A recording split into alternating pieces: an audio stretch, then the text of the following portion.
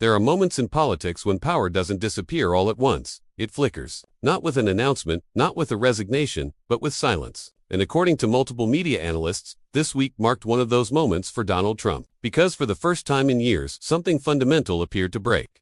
The alignment between Trump and the Murdoch media ecosystem that once amplified his message without hesitation. This is not a story about a single broadcast. It's not even about one immigration raid. It's about narrative control and what happens when a political figure loses it. For over a decade, Trump's greatest strength has not been policy. It has been the megaphone.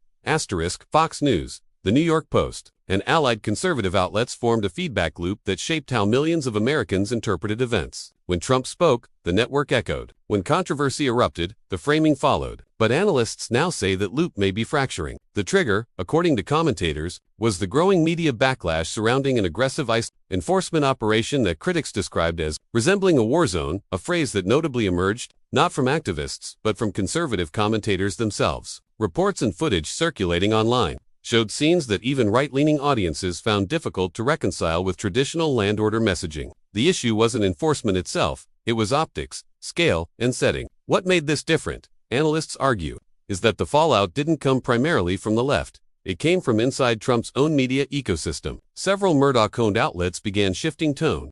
Language softened, distance appeared, and editorial framing moved from defense to concern. Not condemnation, but caution. And in political media, silence can be louder than support. Fox News hosts who once defended Trump instinctively began asking questions instead. Panels introduced dissenting voices, and headlines focused less on justification and more on consequences. That's when observers say Trump began to lose control of the narrative. According to media insiders cited by industry publications, executives inside Murdoch-controlled organizations have been increasingly focused on brand risk, advertisers, shareholders, and broader audiences, especially in an election cycle filled with volatility. Trump, once an asset for ratings, has increasingly become a liability.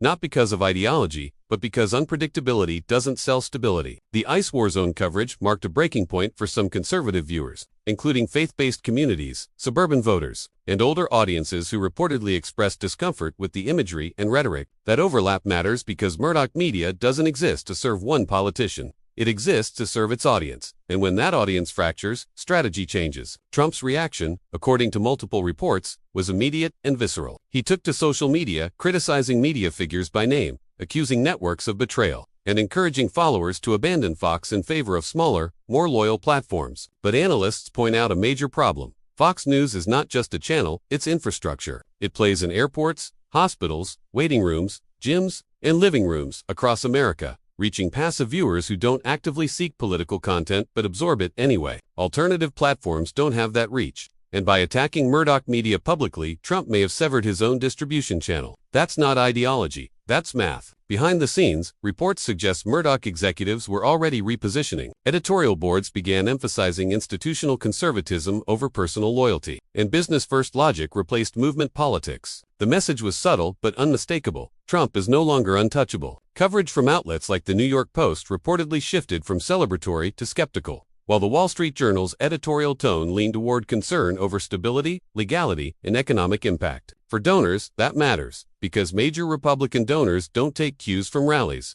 they take cues from editorials. And when the Journal signals discomfort, Senate Republicans notice. This is how power erodes, not through votes, but through permission. Commentators describe growing frustration inside Trump's circle, because without Murdoch amplification, his ability to shape mainstream conservative opinion weakens dramatically. Truth Social may energize the base, but it does not persuade the middle, and elections are won in the middle. Another critical fracture emerged within evangelical circles, where analysts note that while support for Trump has been strong, loyalty has limits, especially when religious imagery and institutions are involved. Media framing that portrays enforcement actions as aggressive toward faith communities creates discomfort Fox cannot easily spin away. Murdoch media, according to insiders, recognized that defending such optics risked alienating church-going audiences, a core pillar of conservative viewership. So they pivoted, not against conservatism, but against chaos. This has created a dangerous split in Trump's coalition, between unwavering loyalists who see any criticism as betrayal and traditional conservatives who prioritize institutions. stability, and optics. A divided base cannot dominate media cycles, and without dominating media cycles, Trump loses his greatest advantage. Legal analysts also note that ongoing lawsuits and investigations amplify the risk, as media outlets grow increasingly cautious about tying their brand too closely to figures facing sustained legal exposure. Not because of guilt, but because of uncertainty. And uncertainty scares advertisers. Fox Corporation is not a political party, it is a business. When Trump was good for business, he was protected. When he became risky, the calculus changed. Observers now note an audition phase underway, with other Republican figures receiving increased airtime framed as disciplined, controlled, and electable. Not replacements yet, but alternatives, and that alone sends a powerful signal. For Trump, watching that unfold on the same network that once served as his megaphone may be the most destabilizing development of all. Because Trump does not fear opposition, he fears arrest, and media silence is the closest thing to it. There is a final and more unsettling implication. If Trump escalates attacks on media institutions themselves by calling for retaliation or punishment, he risks reframing himself not as a victim of bias but as a threat to press freedom, a line many conservatives will not cross. Courts won't cross it, donors won't cross it, and media won't cross it.